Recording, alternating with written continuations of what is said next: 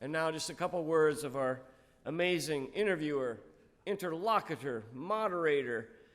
He really needs no introduction to this audience, I know, but he's been a friend, an amazing person for a very long time, an incredible talent. Joe Donahue, the host of the Roundtable. You can start. I got a couple more words. You listen every morning, the host of the Roundtable, the book show on WAMC, and I will challenge anyone who disagrees. He is the best interviewer all 7 states that WAMC broadcasts to and beyond. Do we agree? An amazing interviewer. And you're probably aware, you've heard that public broadcasting is facing a very hard time. And I would just urge you to remember to listen, to support WAMC and all of our public broadcasting stations, and also our independent booksellers. We need them now more than ever. Thank you. Because they are independent, and they have an independent voice. So now, we need a big, loud, kind of a rock star welcome for Joe Donahue. Few artists embody the raw spirit of American rock and roll like Peter Wolf. Best known as the magnetic frontman of the Geils Band, Wolf helped define a sound and stage presence that electrified audiences through the 70s and 80s with hits like Centerfold, Freeze Frame, and Love Stinks. Now in his new memoir, Waiting on the Moon, he tells stories from his own remarkable journey. From growing up in the Bronx, immersed in the sounds of doo-wop, blues, and soul, to carving out a path as one of the most charismatic band leaders in rock history. Wolf takes readers behind the curtain. The book is filled with encounters with legends, moments of triumph and heartbreak, and reflections on the cultural landscape that shaped him. Tonight, it is my great honor to welcome to this stage on this Friday night in Albany, New York, the one and only Peter Wolf.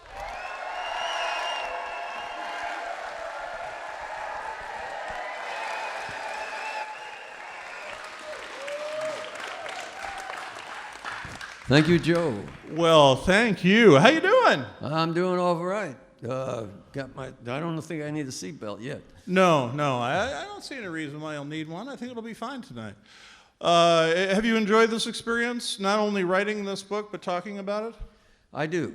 With an audience like this, I surely do. Yeah. Did you always consider yourself a storyteller?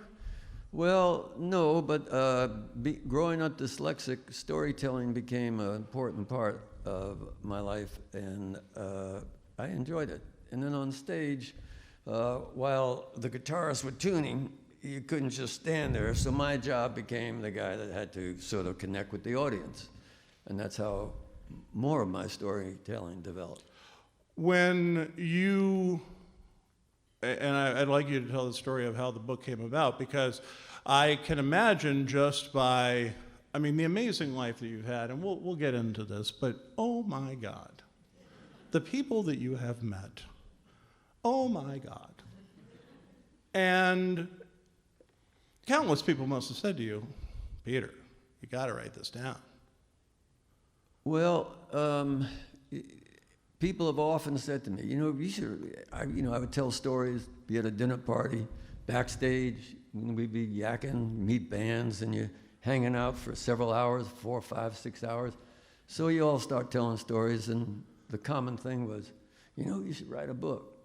And I didn't want to really write many of the books that musicians write, basically how they started the guitar and blah, blah. And it's interesting if you're interested in that person. I just had no interest in doing it. And then came the pandemic, and when people were, sort of my friends doing a lot of projects, I started just reading and reading.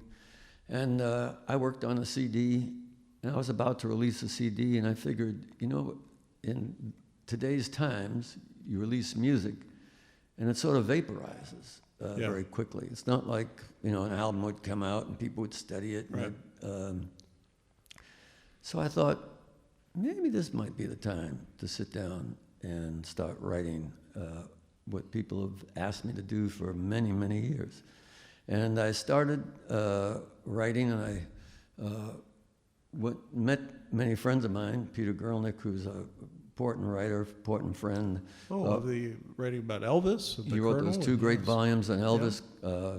Last Train to Memphis, and Careless Love, and he has a new book out now about the Colonel. And he kept encouraging me, and finally I just started, my handwriting's terrible.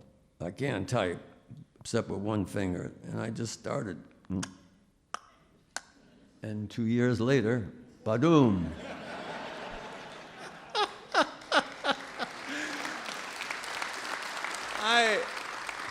I saw a piece, an interview with you that was done. I think it may have been on PBS, but I'm not positive. But it showed like a big board where all of the stories were put up, where it's sort of a collection as you created of there's this story and that story and this story and that story and how they all come together in the book. It's fascinating.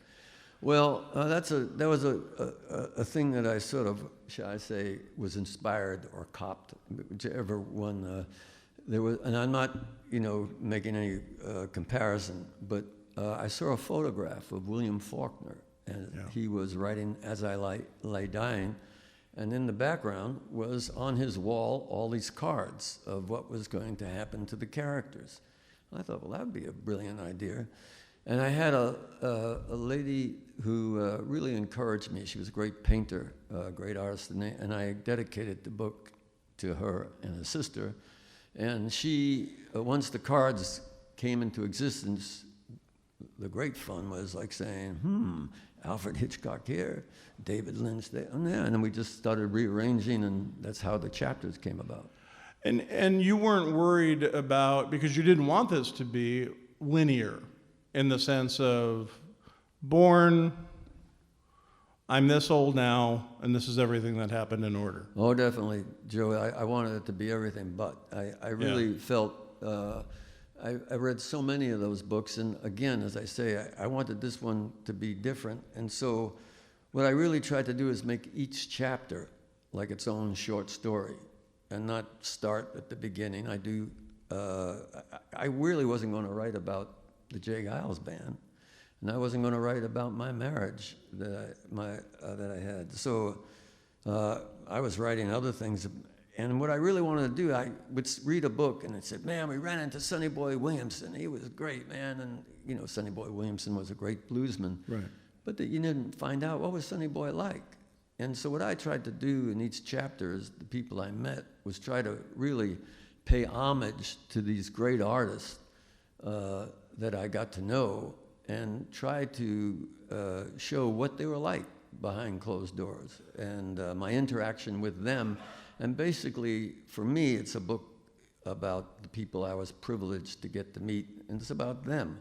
And so I hope, that's what each chapter is meant to be. Well, and you do beautifully write about both your marriage to Faye Dunaway as well as your time in Geils Band and the dissolution of that. And I would think they would be difficult to write, but I also don't know how you would get away from writing about it, right? Well, that's what the publisher and my agent both felt. They said, Peter, it's going to be asked about, people are going to request it, so you're writing it, so they came out. But I tried to keep it as tasteful and as interesting as possible. And as my first chapter, Tasteful, when I talked about me sleeping with Marilyn Monroe. Yes. But we'll save that for the readers to read. Yeah, you go read that story. But Marilyn Monroe, for God's sakes. Well, I know. She was something else. Great Coogla-Mooga. How was that a note that the records of my plane have been picked up and spied up by my girl in Lover's Lane? Marilyn Monroe, yes. Man! And this has been said many times. I've in interviews that you've done and recently and in print, but the word Zelig is mentioned a lot, the name Zelig from the Woody Allen film, that you just seem to be everywhere all at once. And it is amazing because these people keep popping out, and it's a list, man. It is a list. Well, I didn't want it to be, I met this person, or to be a list of all these kind of famous people. Right. But as I was, thinking about it, I said, I met some pretty interesting people, but I really wanted to bring them to life. It wasn't about me. It was really about them. And most of them, I would say 90% of them, I met by circumstance, serendipity. For instance, Van Morrison just happened to be walking in this club looking for a gig and came up to me and, hey, that place, and just asking about gigs. And that became the beginning of a friendship. So a lot of it was just happened to be in the right place at the right time. And at the beginning, for you, as you're starting your career, you're in the Village, and it's at that time, it's in the 60s. So there's a lot going on anyway. The Greenwich Village, in those years that I would inhabit, when I was a kid growing up in the Bronx, you would get on the subway, and you didn't, so young, 6, 7, 8, we would just get on the subways and go all the way down to Coney Island. I'd get off at 42nd Street, and then when I get that's a whole other story. Yeah, that's a whole other book. Gee, Peter, what did you do on 42nd Street? What didn't I do on 42nd Street? But, come and meet those dancing feet. Go ahead. Great, kugly-mugly. But when I got to the Village, I was taken there by my parents, who they called fellow travelers, and they were very progressive parents and politically very progressive. And Bohemian types? Pardon me? Bohemian types? Definitely Bohemian with a capital B. Okay. And I got introduced to the Village. I was always interested in painting, and in the Village, many of the painters would exhibit their paintings in Washington Square Park. And it was the beginning of the folk boom, when a lot of young people who were going to college, high school people, all bought guitars and started learning folks music. And Greenwich Village in New York was the gathering place. And it was kind of like the left bank of Paris. Many writers, many playwrights lived there, of course, musicians. And then you had not only folk musicians, but you had places like the 5 Spot, Village Vanguard, where you could just stand outside and hear Thelonious Monk. And then the next week, it would be Charles Mingus. And at the Vanguard, you'd see Miles Davis. And it was just quite incredible. And then you'd have young people like these guys, Tom and Jerry, that became Simon and Garfunkel. And then you'd have Ramblin' Jack Elliott, Dave Van Ronk, different artists. So it was really a cornucopia of many, many things, many writers, many poets. I had to do a mental check when I was reading the book, but so it's one thing that you meet Dylan early. You meet Dylan. But you're what, 15, 16 years old? Yeah. Good Lord. That's got to be an experience, because he's just starting to take off. Well, that's the only character I have to say that maybe I stalked.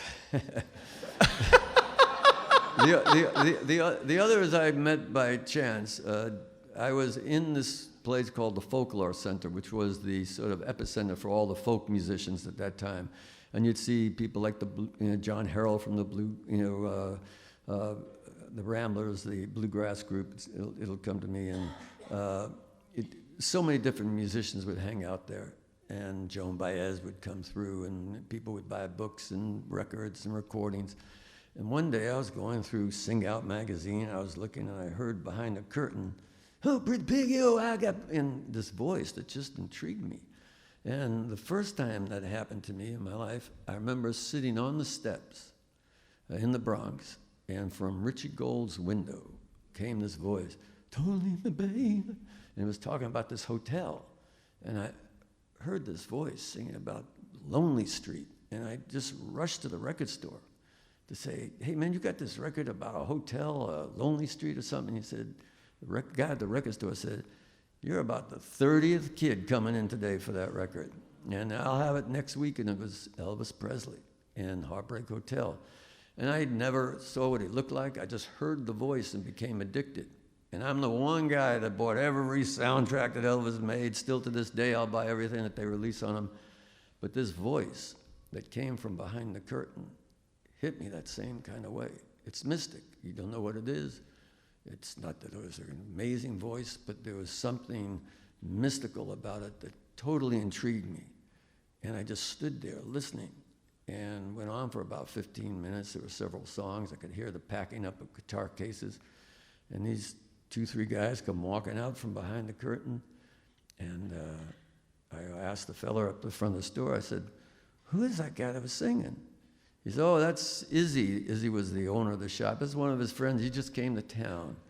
His name is Bob Dylan. And I thought, Dillon, Bob Dylan. I got to check him out. And I ran down the street, couldn't find him. And so I would come down to Greenwich Village asking for this Bob Dylan guy. And I would go back to the Folklore Center. "Oh, you just missed Bob. I think he might be at the Gaslight."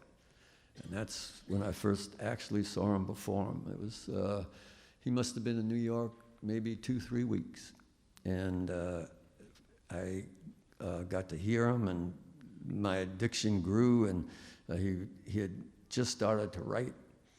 And I say in the book, I happened to be at the Gaslight.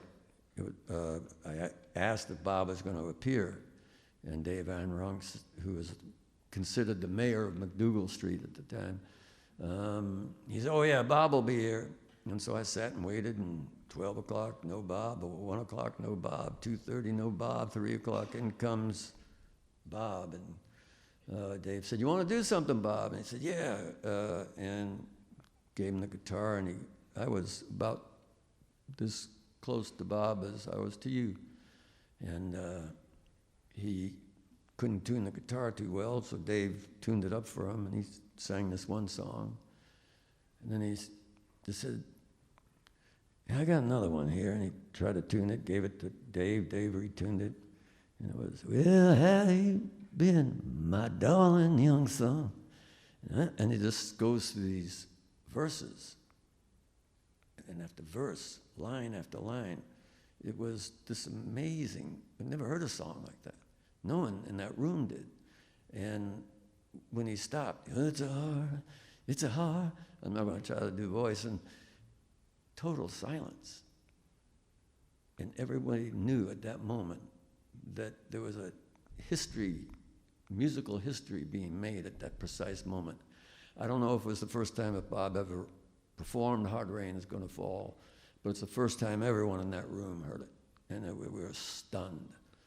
And that changes you. I mean, in the sense that it's not only the voice, but it's the lyrics. It's the words. Oh, it was the whole thing. It was not only just the lyrics, but just the performance.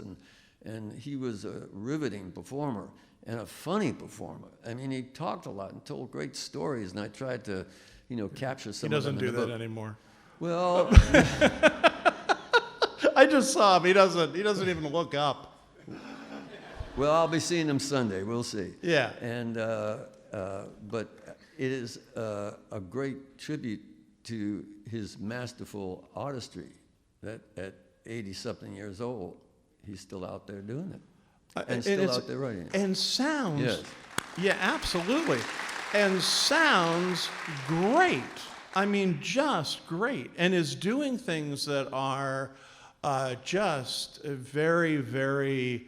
I mean, I wouldn't say any of them are hits to speak of. They're just great songs that he has collected along the way. Well, I think masterpieces, all of them. And I'd say if I was going to choose one person to stalk, I think I stalked a pretty good one. Yeah, that's a pretty good one. Yeah, absolutely. The other one you write about, which I think is a great story too, is Muddy Waters. Muddy Waters is fascinating and again, just taken in by the whole package.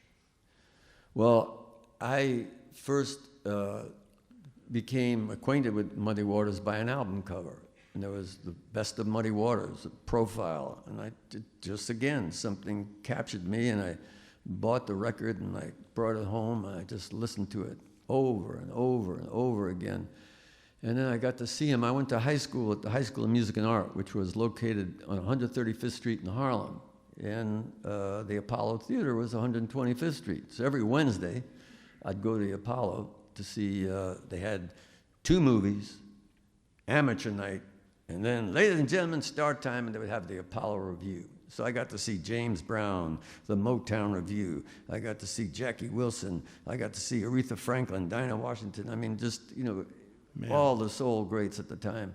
And they would have a blues cavalcade, and that's when I first saw Muddy on stage. And I became totally transfixed with him.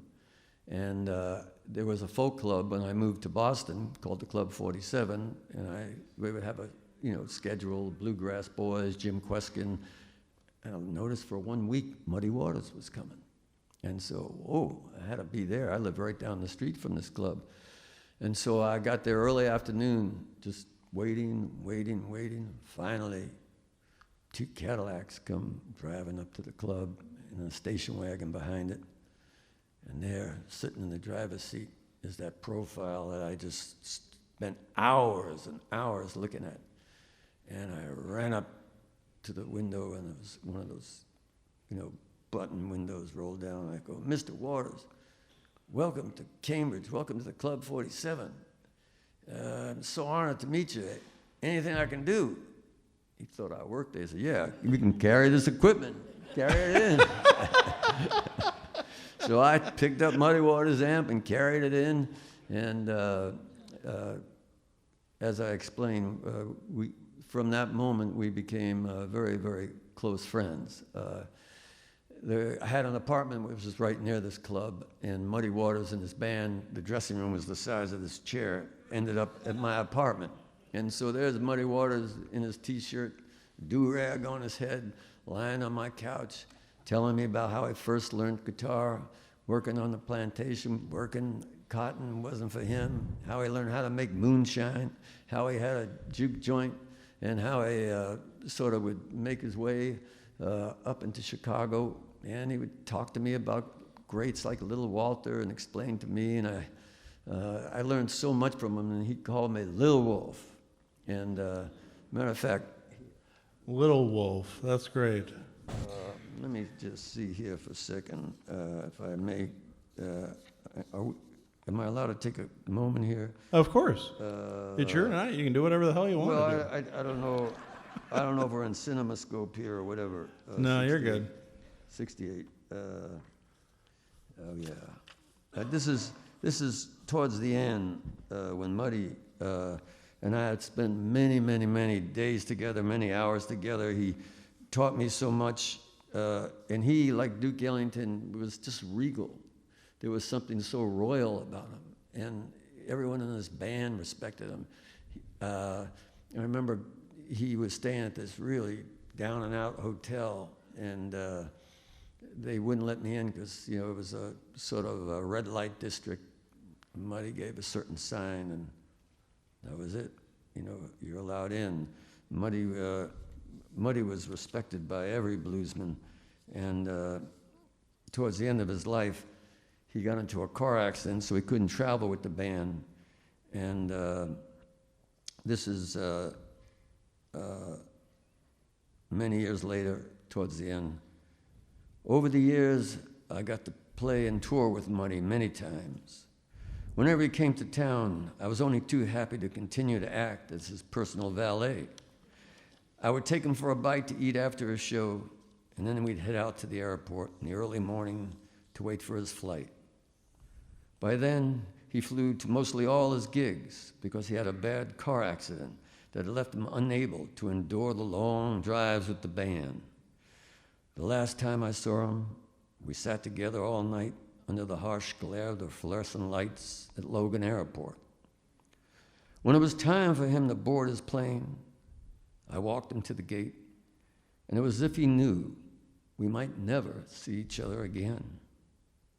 "Little Wolf," he said, "Peter the Wolf, thank you, my friend." He repeated it once more, and then with that regal bearing that never let you forget you're in the presence of a king, he walked down the jetway, turning just once to wave before he disappeared from sight. Wow. Yeah. Thank you.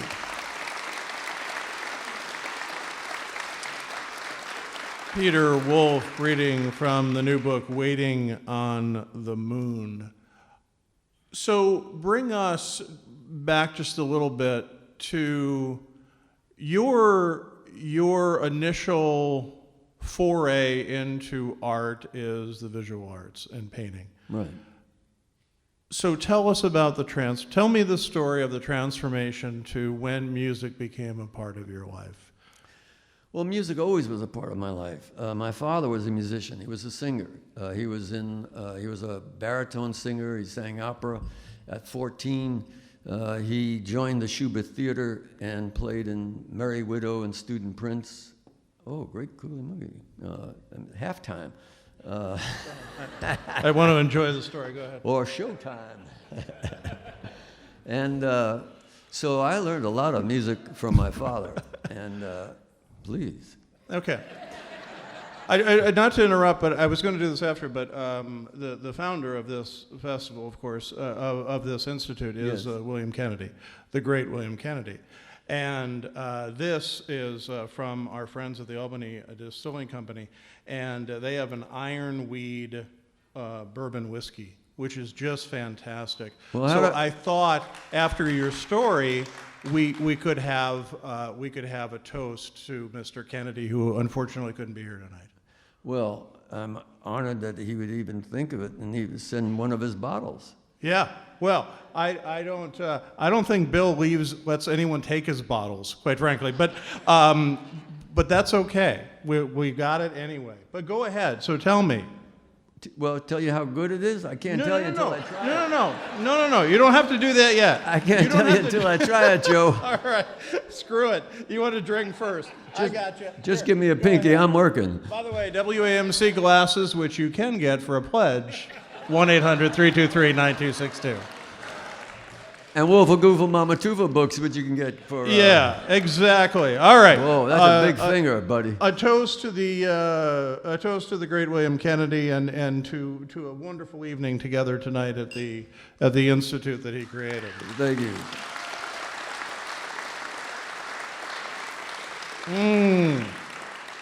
I really, before I take a taste, really thank everyone for coming. It really, truly means a lot to me. That's why I make records. That's why I perform. That's why I wrote this book, is to meet people, meet an audience.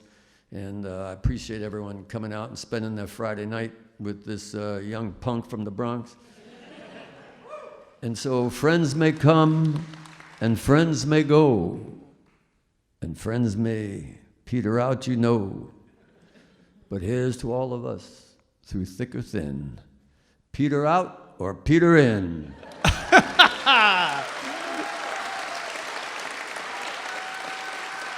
All right. Cheers, my friend. That is good. Yeah, that's smooth as a baby's Great tushy. cookie mugger. That's good. All right, now let's get back to it. So the transformation from visual artist to music. Music's always been a part of your life, but the point where you think, okay, I want in on this. Well, first of all, my dad was so important. I'd bring home a little Richard record, and he just loved it, you know, and he was into classical music, played classical music all the time. I got to actually witness a rehearsal with Arturo Toscanini. Man. In 8H, where Saturday Night Live is now 30 being Rock. performed. Yeah. Being performed. And I was in art school and living in a place called the Valley of the Dead. And it was on the dark side of a place called Mission Hill. And it was a place where people dumped old cars or bodies. And I lived in a third-story wooden building, and it was leaned further than the Leaning Tower of Pisa. And every Friday night, the art students would, I was at the Boston Museum School of Fine Arts. And when I first came to Boston, I didn't know where to stay, so I stayed at the YMCA, which being on Times Square when you're 6, 7, 8, 9 is one thing. Being at the YMCA in those years was a whole other thing. But I could only afford one night, and the second night I stayed at the Charles River by the Lars Anderson Bridge, where in Faulkner's character in Absalom commits suicide. And I knew if I didn't find a place the next night, I would probably commit suicide. So in schools in those days, they would have a wall with all, these things posted up and said, roommate wanted, selling a toaster, hot plate, blah, blah, blah, blah, got a cat, looking for my cat, blah, blah. And I was looking for a place, and this guy comes up to me, and man, that's good stuff. Guy comes up to me and says, "You looking for a place to stay?" And I said, "Yes." And he goes, "Hi, I'm David Lynch." And I go, "Hi." Oh, man. And we became roommates. The odd couple for sure. Van Gogh and Gauguin, they lasted, I don't know if we lasted as long as they did. No, I think they lasted longer. No, I think we lasted longer. Yeah. But we were quite different, and but David and I would have crazy ideas, like we were underage, couldn't drink. Boston, you had to be 21. We were 18 or something, and we said, now, if we take a car, get Joey's car, it's like, 9:30 now, 10:30, 11:30, 12:30, 1:30, we can get to New York, drink for 3 hours, and get all the way back to Boston, which is what we did quite frequently. And but David never talked about cinema, and the only closest thing that ever came close to his movies was we were living in his apartment, had a bunk bed. I was on top, David was on the bottom. It was his apartment, his furnishing, and I heard this blood-curdling scream at about 2 a.m. I mean, and David, are you all right? And he was screaming, He was brushing his teeth, and as he was putting water on the toothbrush, he realized there was a half a cockroach. Oh. So maybe that Yeah. inspired him. Yeah, and then 30 years later, Blue Velvet, and we're all fucked. Right, there we are. Yeah. So David and I, we'd all, every Friday, there would be a different loft party. And at one of these parties, there was a band of art students. And there was 2 guitar players, a drummer, and a bass player. And the guitar player was singing, and he started the song, "There Might Be a Man Down There, It Might Be Your Man, I Don't Know," by G.L. Crockett. And he started singing it, and he couldn't remember it. And I said, "I know that song." And he said, "Well, come on up and sing it." And that was the first time I ever sang. And that was pretty cool. And we all had Cucamonga wine, lots of jug wine. Everybody had to bring a jug. And from that point on, the next day I asked those guys, could we get together and rehearse? And that began how I got involved in my first band, which, remember, was the 60s. It was called The Hallucinations. Our first job was to play with the Shirelles. Our second job was to play with Sun Ra and his 32-piece orchestra. Then we ended up doing about 12, 15 shows with the Velvet Underground all through New England and Boston. Man. And so we just kept going and got to meet and work with Muddy and John Lee Hooker. And I explained how I sort of conned my way into letting John Lee Hooker have us open up for him, which began another long friendship. I do want to talk about another John, though, and that is Jay Geils. But you meet, and then is it instantly like, okay, these are the roles we're going to play in this band? In Jay Geils? Yeah. Well, what happened is the Hallucinations were all art students, and some of them decided they were going to go pursue their painting. And so I knew, well, I want to keep playing. And I was in this coffee house, and there was this blues band playing, and the harmonica player was really good. I played harmonica, but this guy really played good. And the guitar player was quite sensational. And so that turned out to be Jay Geils, the Magic Dick. And I went up to him and said, listen, they knew about my band. They came to see the Hallucinations many times. So I said, why don't we get together and jam? And that's how it all started. I put it together, and Jay had a manager that was very suspicious of me joining the band, figuring I might sort of lead them in another direction. And so he insisted that whenever we played, it would be called the Jay Geils Band, because he managed Jay. And I said, fine by me, I just wanted to be in a band. And so we opened up at this club called the Catacombs, which was, there was a pizza place, astrologer on this down below, then a pool parlor down below, and down below that was the catacombs. And that's where we did our first gig. But in a way, it foretells the story of that initial concern about you taking the band in another direction was ultimately what led the band to disband, because it seemed like it was always this simmering nature of where the band was going to go. Well, the chapter on the Geils Band is called Fratricide. And fratricide, if those don't know, is called brother killer. And right in the Bible, Cain kills Abel. It's right in the first book. Murder's right there, brother. And as I say, Bruce Springsteen, when he was inducting U2 into the Rock and Roll Hall of Fame, he said, putting together a band is real easy, but keeping together a band, that's the challenge. And he was right. Geils Band stayed together for 17 and a half years. And we performed almost constantly one-nighters. I mean, if there was a roller rink, we was there. We performed in places that, people never performed before, funeral homes. I mean, it was unbelievable. We were down in the Delta where, northern rock and roll bands never made it down to. We ran through Texas. We went into Mexico, up into Canada. We just, one night after another. And usually in a band, there are key players.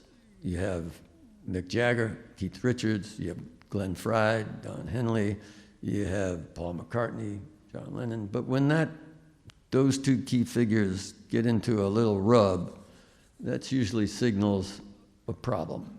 It's a classic thing with a certain kind of band. What I find interesting too, just about the timing of it, and then we don't have to talk any more about it, but I'm just interested in, it came immediately after, not immediately, but pretty close after the just seismic, amazing success of Centerfold, of the Centerfold album, of that song, of Freeze Frame, of Love Stinks, and then it's 2 years later before you start your solo career?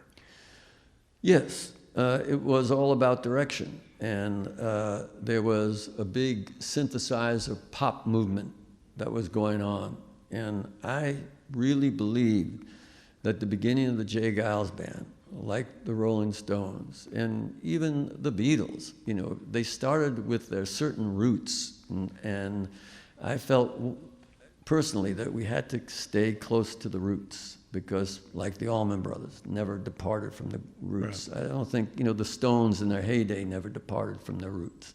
And I just felt that we needed to stay, though,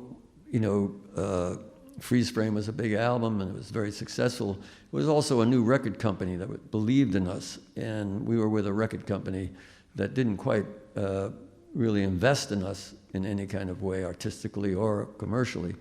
So once we found a company that believed in us, I just felt that we needed to get back and stay with our roots, and that's where the problem remained. Given that it's some of your biggest, the group's biggest hits, and what you are so often known for of Centerfold or Love Stinks or Freeze Frame, how do you look at those songs? Are you still proud of them?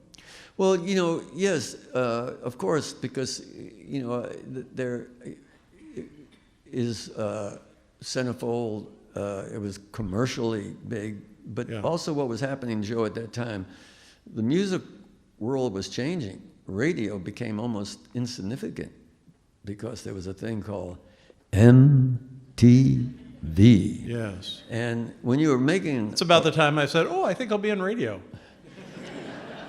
Well, there you go. But when you're making a record, first thing, of course, is the material, and that's what you think about. Then there's the sequencing became so important, and then became the big thing. Became the big thing. What's the name of the album going to be? What are you going to call it? Yeah. And then what's the cover going to be? Right. All of a sudden, MTV put that all in the rear view mirror, and then it became not the song, but what's the video going to be? The video going to look like. And so I think with the Geils Band, known as a performing, that we were performers and that we, sort of hit the stage at 90 miles an hour, once that and video got together, I think it sort of elevated us to a different plateau. You hear the term about J. Geils Band, especially during that era, as party band, and but that comes mostly from your personality, doesn't it? Well, I take that as a compliment, party band, because rock and roll is party. I mean, Little Richard is dance music. It's Chuck Berry is school days, up in the morning, out to school. It's like pop, pop. You get up, you dance, you groove. The cerebral part of rock and roll, developed later. It was always there in the earlier parts, but I think Chuck Berry is his lyrics are, as great as any lyrics. Buddy Holly, you can go right down the line. Sam Cooke was a poet. Change is Gonna Come, Mercy. But Change is Gonna Come was inspired by this young guy called Bob Dylan, Blowing in the Wind, inspired Change is Gonna Come. So it all is one big melting pot. And I hope that made sense. No, that made sense. That makes sense. Would it be great by the end of the evening that we're just a little lit and we're all just like singing from Centerfold, na na na na na na na. One of my wishes. I want to read. This is a great. You're opening for the Stones. Oh. Good Lord, opening for the Rolling Stones. We're invited on several Stones tours throughout the States and across Europe, and kick off the tour at the LA Coliseum in front of 94,000 fans. 94,000 Stones fans. And the first night, the promoter announced the crowd, please welcome to the stage a new artist from Minneapolis, Minnesota, Prince. Prince comes out with his band wearing calf-high Cuban-heeled boots and a long trench coat. Since almost no one in the audience knew who he was, he received only polite applause. He started by singing a mid-tempo funk tune, Jack You Off, and the crowd watched bewildered as he spun around the microphone, letting his trench coat fall open to reveal the bare chest and tight black bikini underwear. The crowd began booing while Mick and I watched from the side of the stage. By the third number, it only got worse. Bottles and debris were hurled to the stage. Prince hurriedly left, followed by his band as the crowd cheered. Prince was so distraught that he flew back to Minnesota that night. It's true. That's a great story. Well, Mick and I were both big Prince fans, and Prince would come to Geils shows before he became Prince. And when we play in Minnesota, he'd be backstage, and I'd sit and talk with him, and we'd talk about music and R&B. And then one day he said he sent this very attractive young lady come to the hotel and said, Prince would really like you to come and see his show. And I was about to go, and then there was one of those band meetings, and so I missed it. And but I went to see his early shows in Boston when he came, and I was a big fan before that event. That was his first real experience to playing to a real rock audience, and he came back the second night. Mick really was very diplomatic in getting him back, but it was worse. And is that someone who's... And it wasn't a racial thing. It was basically people were just a rock and roll hot sun audience, and they wanted to hear it, and they did not want to see somebody in a bikini going, I love you, baby, come on, I need you, darling, yeah, you give me to the... They wanted boom, pa, boom, pa. And, because you didn't get that reaction when you went out. Oh no, and George Thorogood was on the show. I mean, it was a rock and roll show, but Prince was just trying to be Prince at an audience that just did not want to hear what he had to show. And plus, he was so controversial and just such ahead of his time. He had problems, with Rick James. They were on Rick James and Prince were on tour, and Prince was opening up for Rick James, and there was a lot of static. So Prince was pretty controversial, not just when he became controversial with his record company, but he, his music, his style, And he was such a great artist. And, Mick and I would listen to his records, and how the hell does he stack up those vocals the way he did? And we were just mesmerized. And he was great in the first, 11 minutes he was allowed on stage. I just have just a couple quick things I want to hit before we go to the audience. One is, tell me about the Julia Child Stoner Club. Oh, I got invited by a woman that owned this shop called the Fishmonger and sold fish to Julia Childs. And she asked me, would I be free to go to a dinner at Julia's house? I go, Julia Childs? She said, yeah. I said, well, of course.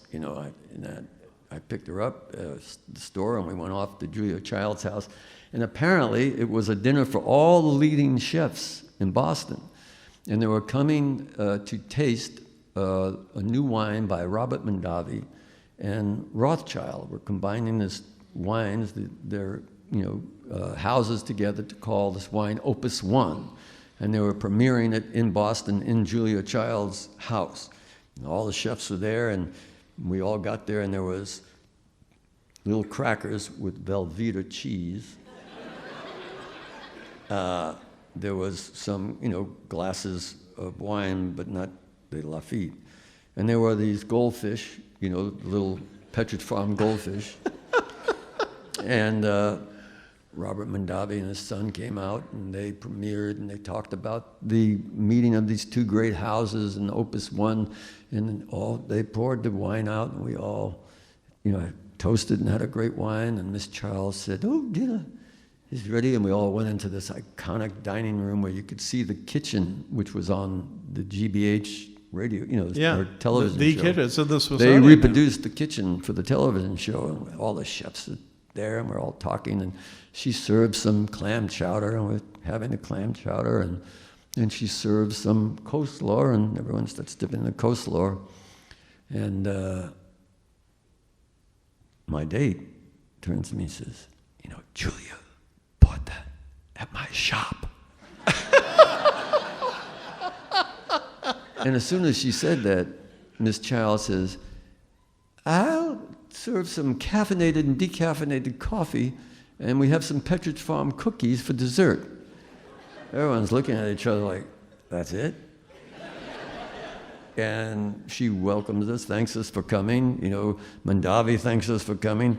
And whenever all the chefs are walking out, and you can hear the conversation is, well, where do you want to go eat? And it's like, Chinatown or Little Italy?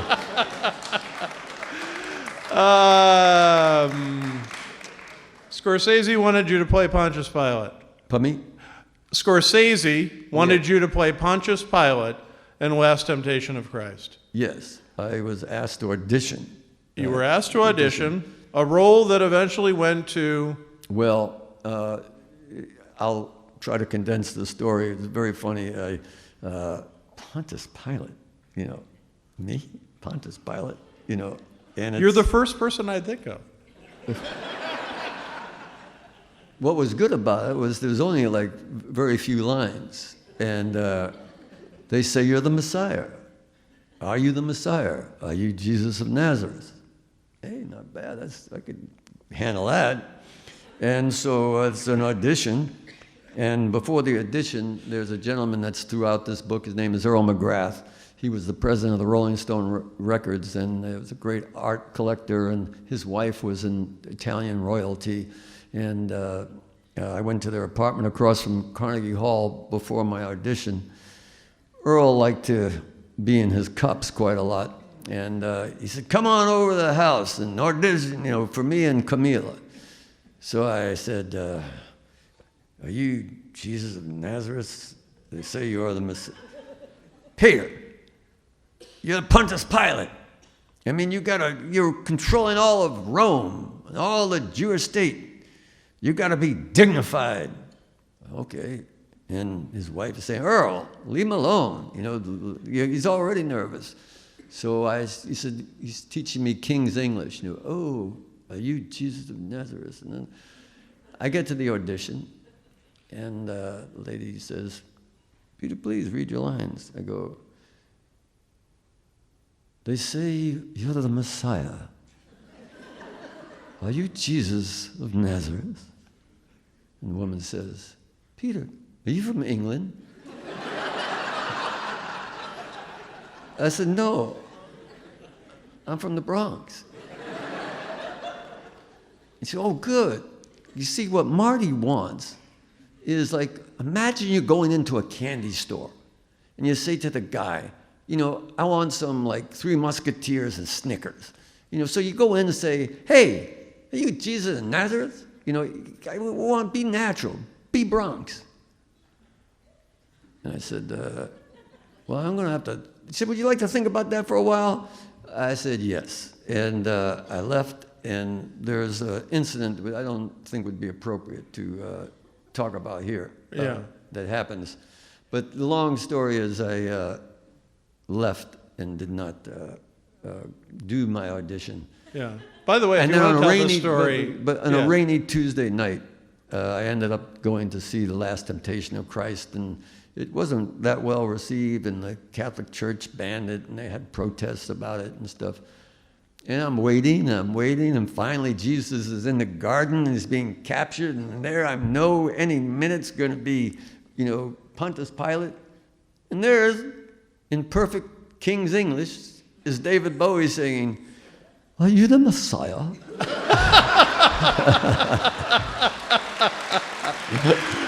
Oh, that's great. All right, I want to go to audience questions. Just tell me about one of the lines that'll wake me up at night and I will be saying, and my wife will just say, what's wrong with you? Take out your false teeth, Mama, I want to suck on your gums. Oh, man, take out your false teeth. Whoa. Wow. I think we were just censored. I'll drink to that. Yeah. Take out your false teeth, Mama, I want to suck on your gums. Now, that actually was a line that came from Muddy Waters' guitar player. And we were sitting in a place called Odie's Plantation. And a song came on the jukebox, Bob Dylan's I Want You. And he was listening, Georgie Boy Snake Johnson. He said, man, that's a weird kind of love song. He's listening to it. And this foxy waitress walks by. And, oh, man, chick's so foxy. I'd take out her false teeth, Mama, I'd suck on her gums. So, to Georgie Boy Snake Johnson. Or as T.S. Eliot said, immature poets imitate, great poets steal. Absolutely. All right, audience, are you ready to talk to the wolf will goof mama tuba habaloo, making your knees freeze, your bladder splatter. If it's in you, it's got to come out, because that's what rock and roll is all about, doing the tuning, getting right through it, all the ships out at sea, having a little fun, doing it until the midnight sun. Let's hear your question. All right, man. You know, I think you're the only guest we've had during this series who's done that introduction to the Q&A section. Well, I think I'm the only guest that's drunk. Well, yeah. Maybe Thanks to you, Joe. Well, yeah, I'd maybe guess. It's going to be a fun ride for my significant other back home. I usually come into these half-loaded. Which half? Yeah. Joe and I were talking before about comedy. I said, Joe, let's not make it comedic because comedy depresses me. So if it's half empty or half full, I go to half empty, which, Joe, I'm getting there. You're getting there. Yeah. You're getting there. But what does that say about your personality? Because you seem like you have a zest for life. You don't seem like you're a depressive. No, but I am. Ask my lady friend, believe me. Yeah. Yeah. And do you think that is part of the artistic gene? I don't, there's this theory that, artists need to suffer and all that. I think that's a bunch of, I don't buy that. But I just think for me, I'm very nervous. I was pacing back and forth. I'm not comparing it, but I was always amazed when Phil Walden, who managed Otis Redding, said before every show he threw up. And, one of the great performers. And, it's just, everyone has their own sort of makeup. Yeah. I'm a nervous mama jammer. Yeah. Well, it's understood. All right, where would we like to begin? Over here with No questions. All right, let's go drink. No, I think. Okay, we're going over here, and then we'll go over to Michael. Paul's got that. Yes, go ahead. My name is Angel. Angel. Yes. Wow. And my whole... And you're a Centerfold. Na na na na na na. So I was teased a little when I was younger, and everyone would always sing that song, especially my husband. But I was just curious, what is or who is the song about? Or what is the basis? Or how did that song come about? Well, it was the bass player was DK was dating a Centerfold, and it sort of came out from that, and very innocently it became a good hook, and Playboy was pretty popular at that time. Yeah. For the interviews. Yes. Yes. Yeah. Interviews and cartoons, I hear. Yeah, interviews and cartoons and their essays, Tom Yes. Wolfe, et cetera, Yep. et cetera. Yep. And but did you think it would have the impact on the audience that it had? Well, I knew Freeze Frame because I was managing the band or the spokesperson for the band or doing whatever, you know. And I knew that Freeze Frame, we didn't pick Centerfold to be the single. It was a record company that picked it. And it was a woman up in Detroit. She had great ears, and she called up the record company and said, "Not that one, Centerfold. That's the one that should be the single." And so that became the single. We thought of it sort of as a novelty song. Yeah. And then that with meeting with MTV sort of brought it up. But Angela, is that your real name or is it Angela? It's Angeline. That's beautiful. Yeah. You're welcome. Very cool. All right, over here. So Peter, you were talking about your nerves. You get nervous, you know, at performing. Did performing live like alleviate that nervous energy, or did you perform better live? You know, when you were out there, you know, sort of letting it go, so to speak. You know, performing is something that after, as I said earlier about being at the Apollo, and as I say in the book, there's a chapter about a great songwriter named Don Covey, and Don Covey wrote Chain of Fools for Aretha Franklin, and Mercy, Mercy, the Rolling Stones recorded, and I got to write a song, Lights Out, with him. And he talked about the importance of performing, that the audience is the congregation, and the role of the artist performing has to move the congregation. And if it doesn't do that, not failing. He's failing at the job. And so I believe people like the Stones, certain frontmen, that's kind of our job, is to get the audience revved up, just like a preacher does to a congregation. So yeah, that got me. And plus, you know, one of the things there was, during my time, there was so much drugs and alcohol and stuff going on. I never, ever would take anything before a show, drink before a show. I always needed that connection with the audience. Even today, as I told you earlier, I never drink before I work. But this is such a pleasurable crowd, I don't call it working. And Joe, you made it so pleasurable. But it's interesting too, because and I don't mean to pry, but you don't seem to This is like you were saying in the book. There seems to be this template of the rock and roller autobiography that includes the inevitable stint in rehab for a long time. Well, there was many dark chapters in this book. Yeah. That I had a very tough time and through long depressions that got eliminated from the book by the editor. And I eventually agreed with him because he felt that the dark parts took away from the flow. And basically it was a book of me creating bringing to life these characters. And the dark parts were focusing too much on me, and I didn't want to focus on me. I didn't realize I was focusing on me in the dark parts as I was, writing it out. But once I realized that, we took it out because I wanted it to just be about, Hitchcock, Julia Childs, those people, and the people I wrote about. Glass half full, Peter. Yeah, I'm half empty. Yes, For sure. over here. Go ahead. Okay.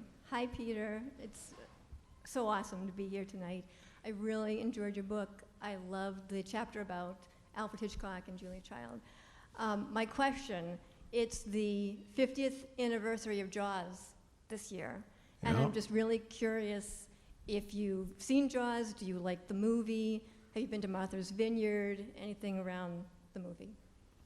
I didn't hear 50th anniversary of... Jaws. Jaws, yes, Oh, Steven yes. Spielberg. Well, I played in Jaws, but no. I met the shark, actually. I drank with Bruce.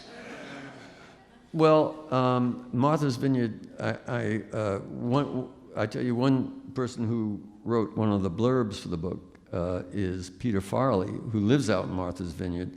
And one of the people I write about, one of my collaborators, Tim Mayer, who was very close with John Belushi and Bill Murray and the original Saturday Night Live cast, they all spent many times at Martha's Vineyard. And Martha's Vineyard was a different place like the Village was. And so I know it through them and from them, visiting them. But I don't like being in a place where I can't get in my car at 3 o'clock in the morning and get out of. And so being on islands is a little tricky for me. Yeah, boy, I'm with you on that. I want to know where the exits are at all times. Yeah, exactly. Yeah, and I don't want it to involve a boat. Yeah. Yeah. We're going to go to a couple more questions. Are there any students in the audience? Right here. Oh, we got a student. All right, excellent. Do we have any other students? All right, here. Are you going to ask a question?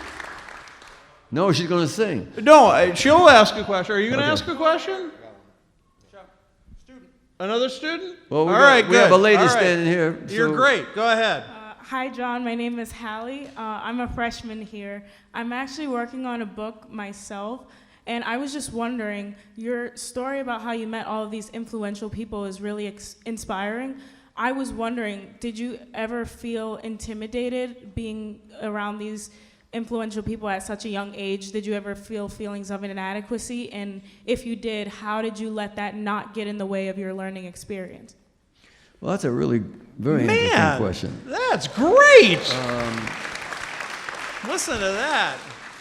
That SUNY Albany education at work. That is fantastic. Go ahead. Well, the answer is yes. I was totally intimidated by finally sitting down with Bob Dylan, and I was totally intimidated by being 2 feet away from Aretha Franklin's doing a duet.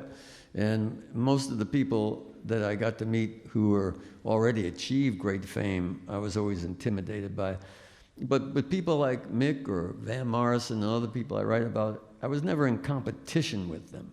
I was always in awe of them, and I always respected their talent. So I always felt privileged being in their company, and I think that they just picked that up. So there wasn't that kind of feeling of uncomfortability. For instance, it's well known that Aretha Franklin was extremely difficult to work with for many people, but she was totally gracious to me. And as I write in the book, she started talking about lots of stuff in her life to me that was very meaningful, and we stayed in touch. And so I would say it's how you encounter these people. And when I met them, they were always, inviting me here, inviting me there. So it wasn't like I was pushing. except for maybe Bob. So these friendships develop naturally. But there was always intimidation. And even to this day, there's intimidation. I meet these artists, and I always in awe of their genius or their artistic ability to just be what they are. So, yeah, the answer is yes. I want to, that was a great question. And I'd offer you a drink, but I think I'd get arrested. So here's, go buy yourself a drink.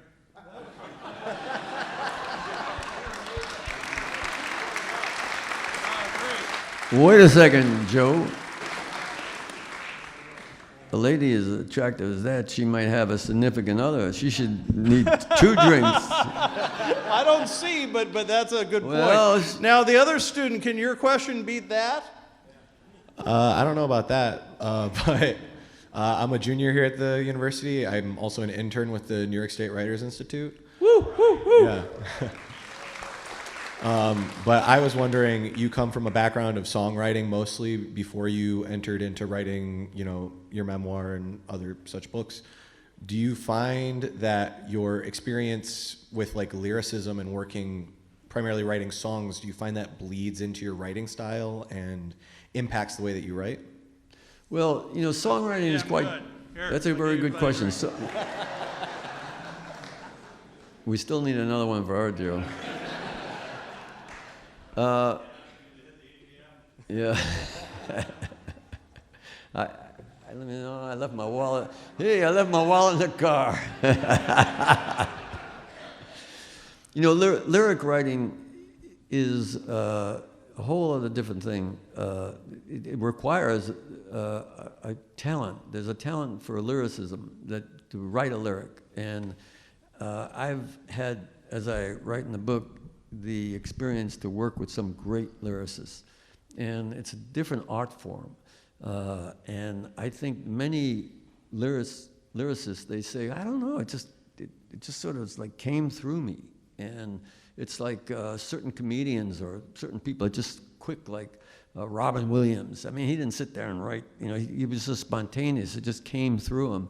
And I think for many great songwriters, it comes that way. It's funny, we were writing up and listening to an audio book, and there's this new book out between John Lennon and Paul McCartney. And they were talking about, the writing of Penny Lane being Paul, Strawberry Fields, John, and just, the process of writing is different than a book, similar. It's words, it's how it collects internal rhymes, composition. But I think there are certain lyricists, when you mention people like McCartney, Lennon, Van Morrison, Dylan, Lawrence Hart, Johnny Mercer, these people had a certain chip in them, a beam, and they have a talent that's like a painter. When I asked the woman that I dedicated the book to, how do you choose your colors? Is it like a color wheel? She said, no, it's instinct. And I think great lyricists just have an instinctive sense of what will work on the page, and it just comes from them. And I've witnessed it. It's a magical, mystical thing. And I'm not a person that believes in mystical things, but in songwriting I do. But there is a magical moment to it. I mean, I believe so. Yeah, especially when you look back on it, I would think. Yeah. All right, I think, first of all, who has like the just amazing final question? All right. No, I mean, do you really think you have it? All right, we're going to go to one more. So, Paul, you go over one more. We'll have one here, and then we'll go to the amazing final question. First of all, I'm not going to give you $20. Second of all, you better live up to it. All right, here we go. Yes. That's all you gave him was $20? Yeah. Okay. All right. Well, if they're going to buy a drink in town, that's like, what is that? $20. Yeah, that's about it. Right. Next question. This stuff is about $60. Who has the next question? We're going to do one more, and then we'll go to the final question. Over here? Yeah, go ahead. Mr. Wolf, pleasure to meet you. Name's Pete.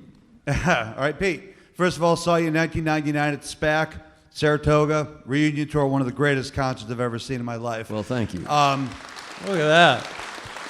You've been up for nomination for the Rock and Roll Hall of Fame 5 or 6 times. Sadly, you have not made it in yet with the band, and I think that's a bunch of bullshit.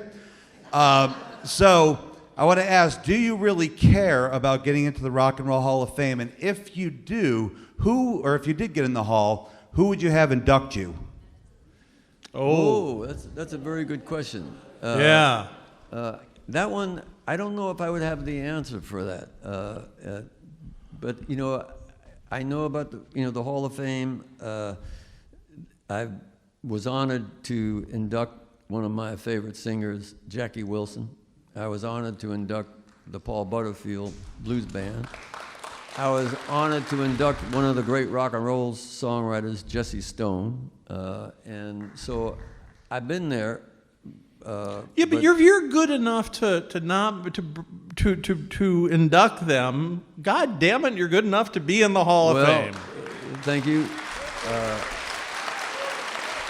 You're being robbed. So what can we do about it? Well, I tell you, give me $20 a piece.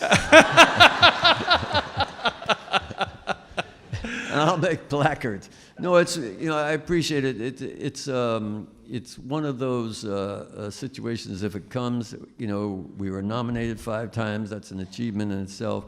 There's committees, so I don't know how it works. So if it, pardon me? Neither do they. Yeah, well, thank you. No comment. All right, last question. It's on you.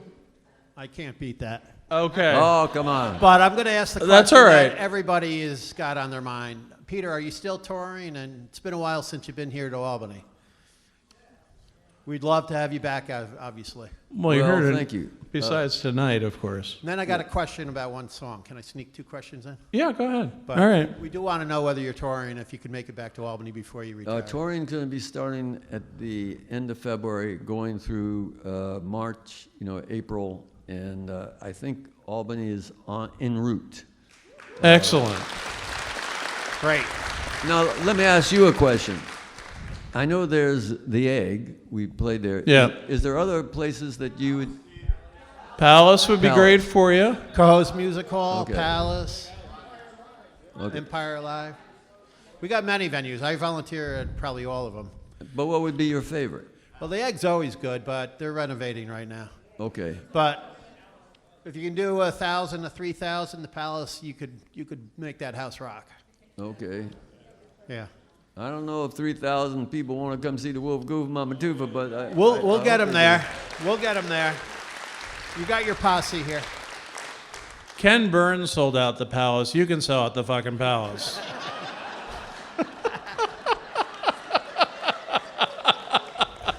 Just saying. Give me 5. Now, Yeah, second question. your song "Overnight Low" makes me laugh every time. How did you decide to even put it on an album? It was very funny. You sitting in the kitchen in your underwear eating a bologna sandwich, and then the tail end of the song. Oh my God, what's that there? Well, that was written with a gentleman by the name of Angelo, who's a great songwriter, who definitely has the chip, and a gentleman by the name of Chuck Prophet. And Chuck Prophet said, Pete, you do all these great raps. Why don't we just, write a soul song where you can just rap? And we were just putting on this melody, and it just sort of was one of those things where there I was, sitting all alone in my kitchen, eating a bologna sandwich. And that's how that song came to be. It was one afternoon down in Nashville with a little bit of this, and out came Overnight Lows. And I believe the album was Midnight Souvenirs, correct? Yes. Yes. Yeah. Yep. And that's, I'd like to signal to a lady, Mary Beth, who I know is in the audience, Where's Mary Beth? There's Mary Beth. who's a great friend. Mary Beth worked with Mountain and so many different rock groups and The Who, and has been a great friend to me, and got me and my band, my solo band, to open up for The Who in Fenway Park. So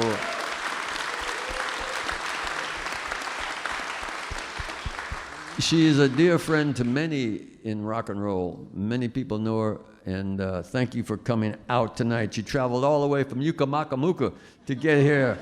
And thank you, Mary Beth. This goes Thank to you very much. That's amazing. I'll tell you, I don't know the last time I had this much fun. You are just a delight. I love talking to you. I love hearing your stories. The book is phenomenal. You're phenomenal. Flattery will get you everywhere, let me tell you. Well, I'll tell you.